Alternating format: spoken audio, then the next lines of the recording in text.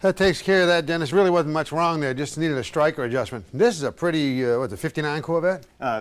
Beautiful, actually, and it's a 60. Close, though, close. You know all that stuff, I'm And telling speaking you. of beautiful, what do you think of the floor? Cool floor, huh?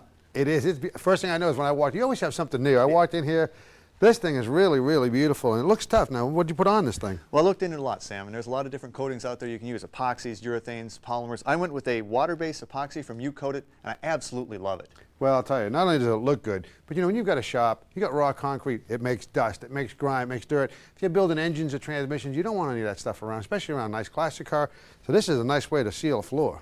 Yeah, and it's not just the dust, but I tell you, automotive fluid cleanup off a floor like this is great. And you know automotive fluids are nasty for concrete. If you got a raw floor, those things go down, they get in there, they stay there forever. If you got a cheap coating, they go down, they take the coating up. Right. They go in there, they stay there forever. But once you got it sealed like this, I'm telling you, those fluids just come right up. That's great. Now, you know, how long did it take the crew to do this? Sam, this is a do-it-yourself.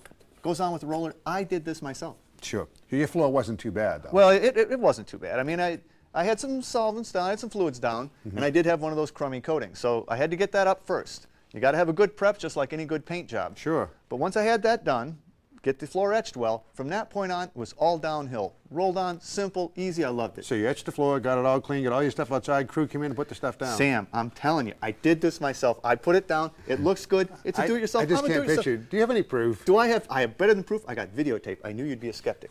Check this out.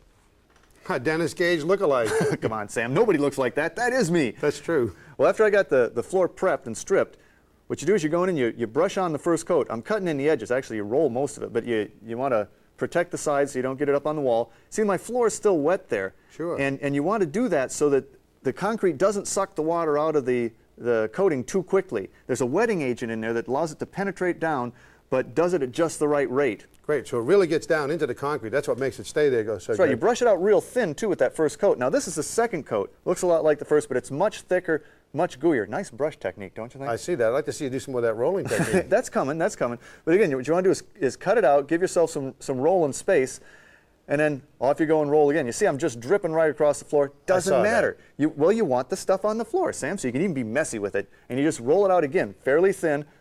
You see, it looks like it flows out real well now, but I don't see any of those those flakes that are in there. How'd you do that? Well, you put those in kind of as an extra touch. You throw them in almost like confetti. See, Happy New Year! And they come in all sorts of different colors, but it gives you that beautiful tile or terrazzo look. Okay, now you got a top coat here. This is like a finish coat, right? That's right. I kind of went the extra mile, the Cadillac approach here. And this is a high gloss finish. It seals everything together, gives you a nice finish, and really makes the floor pop.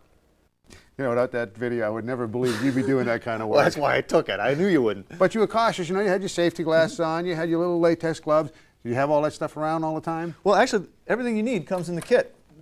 And actually, the kit is a bucket. You mix everything in. Wow. So yes, you got your rubber gloves, safety glasses. Perfect.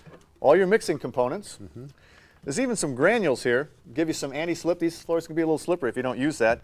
And last but not least, videotape that tells you how to do it. Excellent, excellent. That's the way to go. Well, I'll tell you, I'm impressed. It looks good. Looks like it's durable. I know that's tough stuff.